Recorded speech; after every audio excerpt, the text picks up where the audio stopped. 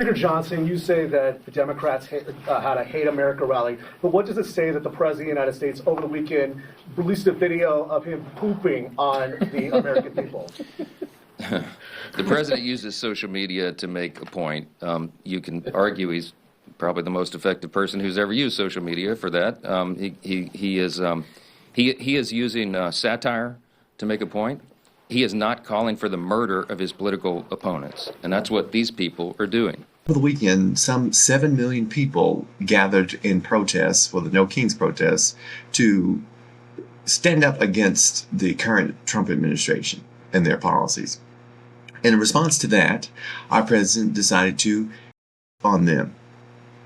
And of course, by that I mean he tweeted out an AI-generated video of him dropping fecal matter from military-grade jets onto the protesters in a very presidential manner. The demonstrations were very small, very ineffective. Small and ineffective, yet effective enough to elicit military-grade fecal matter being rained from the sky if he had his way.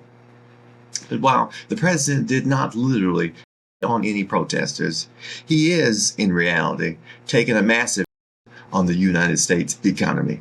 Other than gas prices, which are down, when are all the other costs of living prices going to come down? Because as you know, that is a big concern for Americans, and it was a big factor in the election. President Trump had vowed to lower prices from day one, from very early on in the administration. So at what point is it you said gas is down, eggs is down. I mean, we don't talk about the price of eggs anymore. But come on. But those it's other areas, take a hot second, other and areas. I think he's done some things. Okay.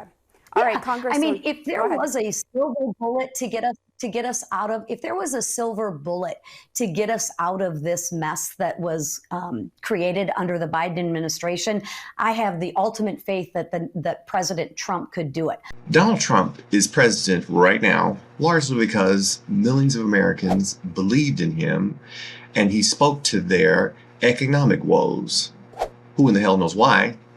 But they did. They believed in him. They believed he could fix it. The president, and largely the plurality of the American electorate, blamed Bidenomics for rising inflation and soaring prices. And when elected, Donald Trump promised that he would fix those rising prices. Spoiler alert, he hasn't. Not in any serious sense, at least. The markets may have finished this day on a mixed note, but if you've been watching in recent months, you'll have noticed the markets have continued to be strong despite continuing concerns around the shutdown, tariffs, and inflation. In fact, the broadest index, the S&P 500, and the tech-heavy NASDAQ have set records more than 30 times this year.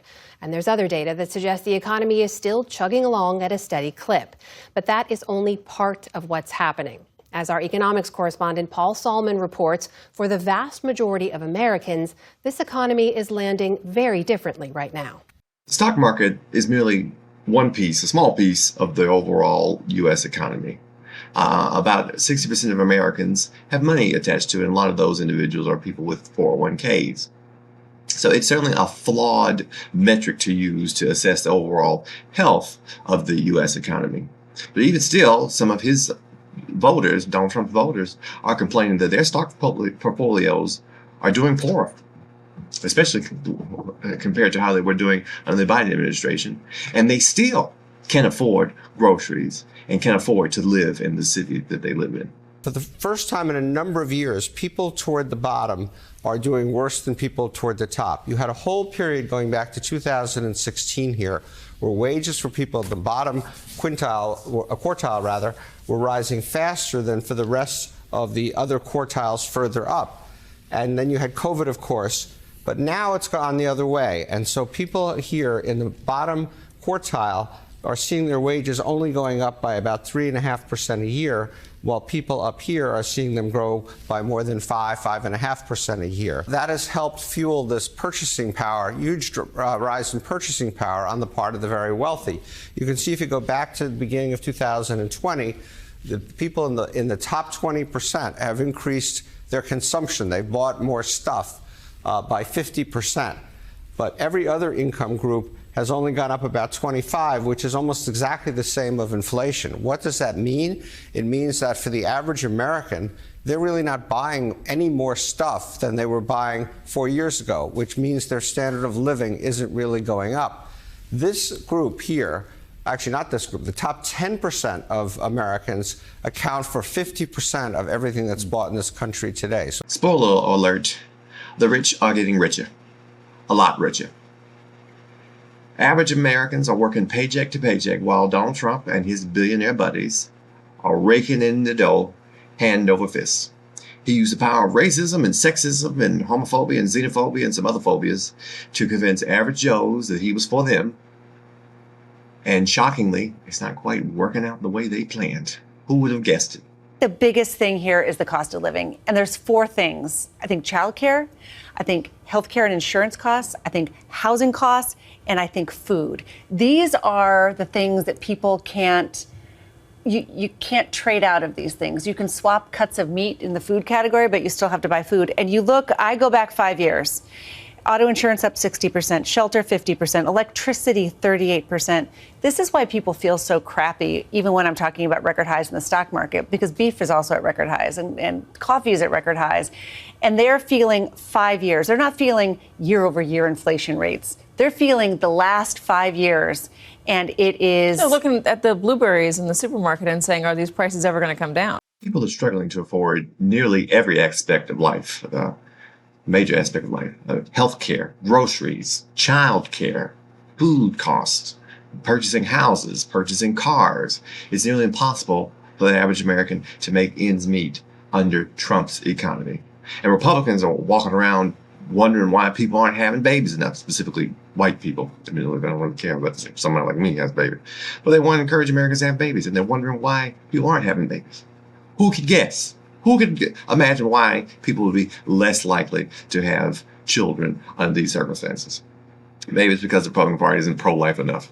Who knows? But none of this matters because we all have to coddle our child president's ego. We're back with Mike, Sarah, and Christy. Mike, I know you've covered the law firms and the universities doing deals. I think you've called them paper Truth Social deals with Donald Trump. Do they seem cognizant in your coverage of them that Trump is at the lowest approval of his presidency? I think the newest number, the one Sarah just talked about, he's at 37%, and that's after bouncing about 20 points up for his work in the Middle East last week. This is an all-time low approval rating, 61% disapprove. He's underwater, I think, more than 20 points on the economy, close to 20 points on immigration, and yet they all still seem to be lining up to capitulate. I don't think the law firms care. I think they just care that they're able, their bottom line was not impacted and they're able to do the business that they can. It was a purely economic decision. So while Mike Johnson scoffs at you for protesting and claims that you hate America, President Donald Trump is taking it on you because you're not one of the people who paid him off to get elected. You're not one of his billionaire and millionaire buddies. So this government is not for you. They laugh at you while you worry about how you're going to feed your children and afford doctor's visits if something goes awry with you. They couldn't care less. In fact, they cannot even conceive as to why they're not popular because they weren't elected to help you and they don't care about you. We're in the middle of a government shutdown, and Mike Johnson has sent the House of Representatives home and hadn't even bothered negotiating because who cares whether or not the ACA tax extensions are going to lapse? That's not going to affect him or his donors or Donald Trump's donors. It's going to affect you. Who cares about you? The question is, are you going to remember this next November?